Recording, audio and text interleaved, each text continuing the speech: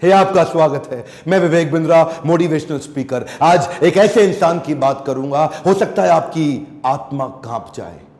एक बात कहूं, वीडियो पूरा देखिएगा अगर हिम्मत है आप में तो, और कोशिश करिएगा कि अंत में रोएं भी ना आप। इनका नाम है छत्रपति संभाजी महाराज। आपने छत्रपति शिवाजी महाराज का वीडियो देखा था। यह उनके ज्येष्ठ पुत्र 1657 में इनका जन्म हुआ। बचपन से आखिरी तक केवल संघर्ष। 2 साल की उम्र में ही इनकी माता का देहांत हो गया। मां जीजाबाई, जो छत्रपति शिवाजी महाराज की मां थी, यानी कि इनकी दादी, उन्होंने इनको पालन पोषण किया। सोचता हूं कहां से शुरू करूं और कहां लेके जाऊं। अद्भुत बालक जिसके बारे में पूरी दुनिया को पता लगना जरूरी है। 13 साल की उम्र तक 13 भाषाएं सीख चुके थे। 13 साल की उम्र तक संस्कृत के विद्वान पंडित सारी रीजनल भाषाएं, भारत की पुर्तगालियों की भाषा, अंग्रेजों की भाषा, मुगलों की भाषा, साउथ इंडियन लैंग्वेज, सारी डेक्कन भाषा, कई शास्त्र लिख डाले। ध्यान दीजिएगा, शास्त्र पढ़ डाले नहीं बोल रहा।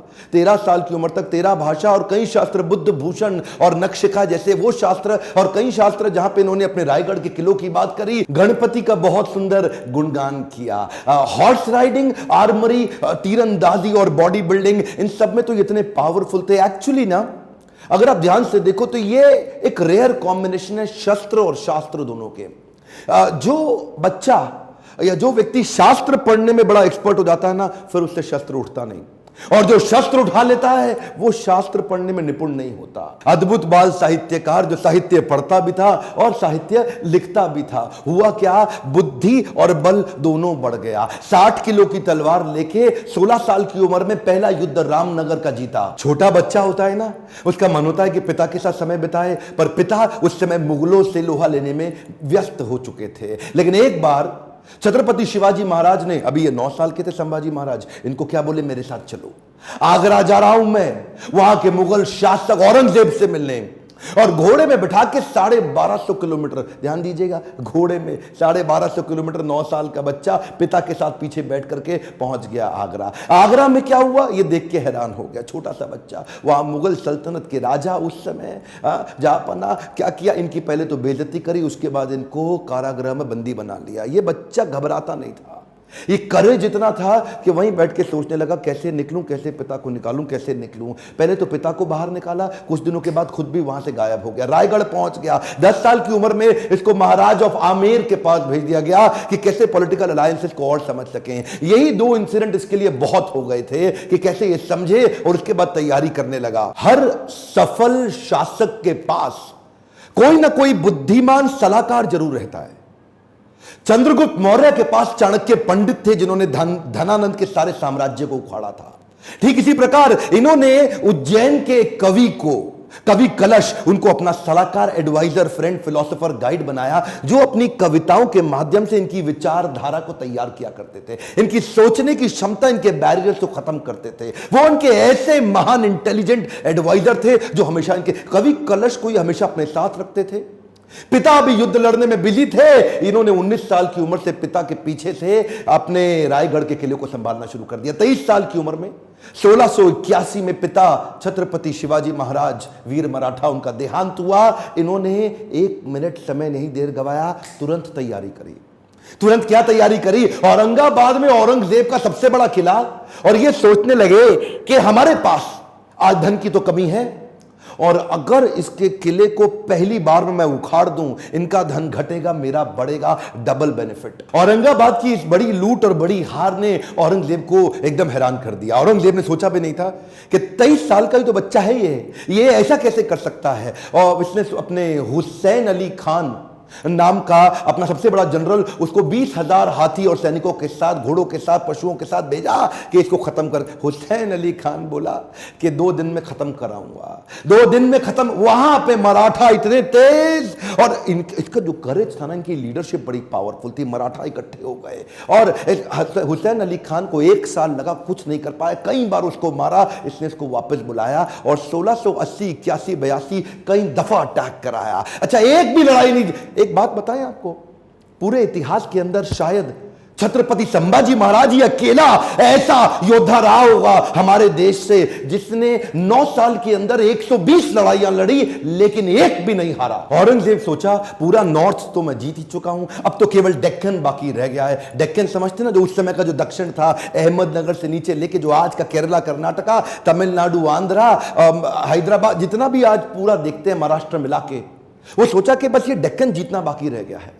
तो वो महाराष्ट्र की तरफ जब बढ़ने लगा तो वहीं औरंगजेब ने एक ट्रीटी साइन करने की कोशिश करी, एक कॉन्ट्रैक्ट साइन करने की कोशिश किया पुर्तगालियों के साथ गोवा में, ताकि समुद्री रास्ते से उनको एक और सपोर्ट मिले, उनके arms and ammunition middle east से आ सके। औरंगजेब बहुत तेज था, बोला सोचा नॉर्थ से भी सपोर्ट लूंगा, पोर्चुगीज लोगों को साथ रखूंगा, साउथ से और निकालूंगा, तीनों चारों दिशाओं से खदेड़ के खत्म कर दूंगा, ये तो छोटा सा बच्चा है। इन्होंने जैसे ही पता चला संभाजी महाराज को, सबसे पहले ये गोवा में घुस गए। गोवा में जाकर के इन्होंने पोर्चुगीज को तो उखाड़ उखाड़ के बहुत फेंक फेंक के मारा और ये वापस आए। उसके बाद फिर लड़ने की तैयारी करी। मेरे हिसाब से छत्रपति संभाजी महाराज की सबसे बड़ी अचीवमेंट्स में एक अचीवमेंट तो यह रही कि उन्होंने 9 साल तक औरंगजेब को मराठाओं के बीच में घुमाता रहा। औरंगजेब एक्चुअली नॉर्थ छोड़ के यहां आ गया और मराठाओं के बीच में इतना घुमाया, 8 लाख की सेना, इनकी 20,000 की सेना, इन्होंने मराठाओं को इधर से मार उधर से मार, इतनी लड़ाइयां लड़ी, एक बार भी औरंगजेब जीत नहीं पाया। अच्छा हुआ ये क्योंकि इनको यहां बिजी रखा ना, जरा ध्यान दीजिएगा, तो उधर नॉर्थ में डेक्कन में बिजी रख करके उधर नॉर्थ में पंजाब के अंदर, बुंदेलखंड के अंदर, राजस्थान के अंदर स्वदेशी सल्तनतें वापस तैयार होने लगी। उधर 9 साल का गैप मिल गया ना, तो 9 साल के अंदर स्वदेशी ताकतें फिर खड़े होने लगी। हमारे देश के हिंदू राजा वापस आए मुगलों से लड़ने के लिए। ये इसको गोल गोल घुमाते रहे, इतना गोल गोल घुमाया कि पूरे भारत को जीतने का गोल हाथ से छूट गया। गोल गोल घूमा, गोल नहीं पूरा हुआ। औरंगजेब वो कहां रुकने वाला था, उसने नई तरकीबें लगानी शुरू कर दी। नीचे से सिद्दीस को साथ में लिया, मैसूर के राजा को अपने साथ में लाया, पुर्तगालियों को फिर ताकतवर बनाया, चारों तरफ से घेरने की कोशिश करी मराठाओं को। लेकिन ये उम्र से तो छोटे थे, लेकिन उम्र इनके लिए कोई बड़ी बात थी नहीं। ऐसे courageous, confident, powerful in decision making, leadership बड़ी अद्भुत, उम्र से काफी आगे चल रहे थे।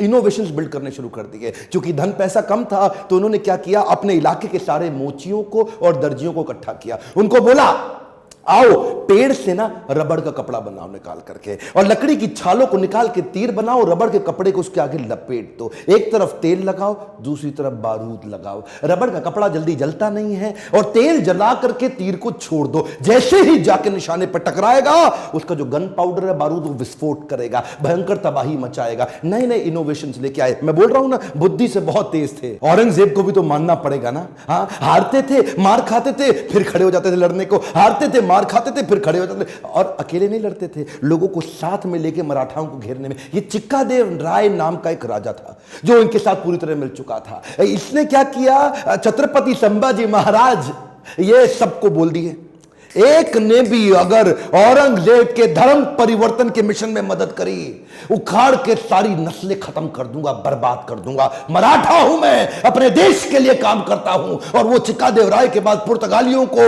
और सिद्धियों सबको खत्म करते चले गए। सबसे एक बात ना औरंगजेब के समझ में आ गई कि ये जो लड़का है ना, इसको मार नहीं सकते, इसको हरा नहीं सकते। संभाजी राजे भोसले 9 साल तक इनको पीटते रहे, मारते रहे। समझ में आ गया औरंगजेब इसको नहीं हरा सकते, सामने से तो नहीं लड़ सकते, कुछ और क्यों ना करें। और वहीं इनके जो साले साहब थे ना, जो इनकी पत्नी के भाई, संभाजी राजे भोसले की पत्नी के भाई, वो उनको इन्होंने वेतनदारी देने से मना किया, इसकी खबर लग गई। तो वही 1689 का समय, गनोजी शिर्के ने इनको ये एक ना किसी गुप्त मीटिंग के लिए अपने पार्टनर जो उनके कवि कलश, उनके साथ कहीं गए थे संगमेश्वर में।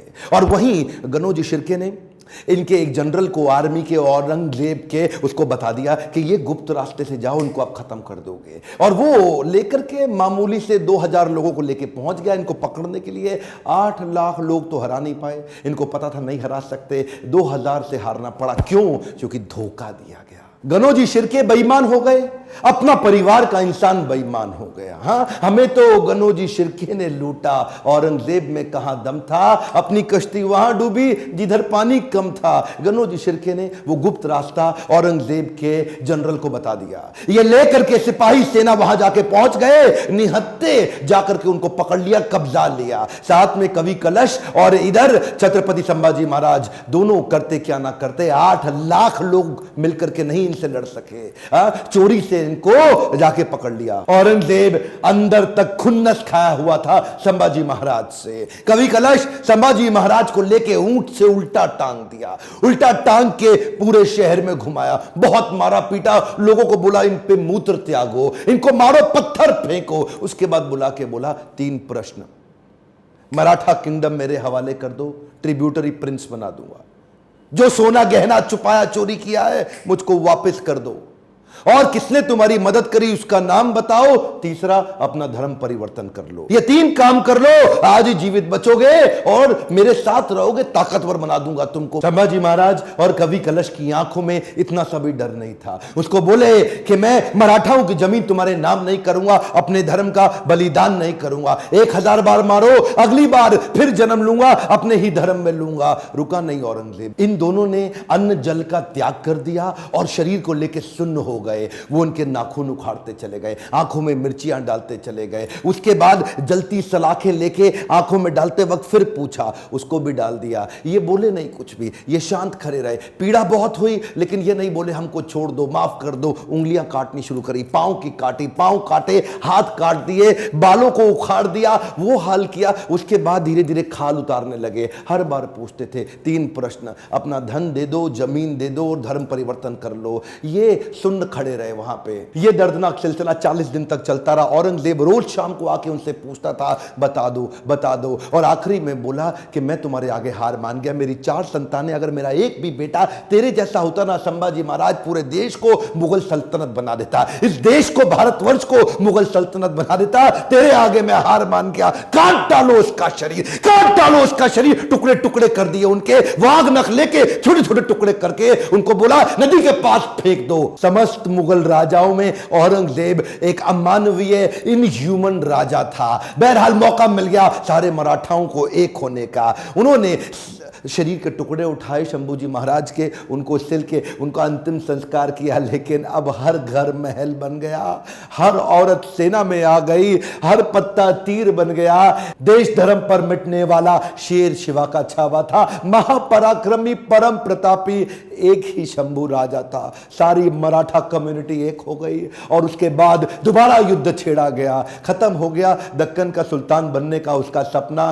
कुछ ही साल के अंदर वहीं दक्कन की भूमि में मारा गया, वहीं खत्म हो गया। औरंगजेब देश को नहीं जीत पाया। गर्व है मुझे कि मैंने जन्म लिया ऐसे देश में जहां वीर मराठा संभाजी महाराज का जन्म हुआ, पर दुख है मुझे कि देश आज ऐसे वीरों को भूलता चला जा रहा है। आज मेरी, आपकी, हर मराठा की और पूरे देश की जिम्मेदारी है कि इनकी कहानी पूरे देश को पता लगनी चाहिए। इस वीडियो को आग की तरह पूरे देश में फैला दो, बंद मत कर देना। इस वीडियो को शेयर किए बिना लाइक करिए। अगर आपको थोड़ा भी अच्छा लगा कमेंट में मेरे को फीडबैक दीजिए, और किसका वीडियो आप देखना चाहते हैं। मेरे साथ जुड़े रहने के लिए चैनल को सब्सक्राइब करके हर बार इस तरह के वीडियोस देखने के लिए दिल से आप सबका धन्यवाद।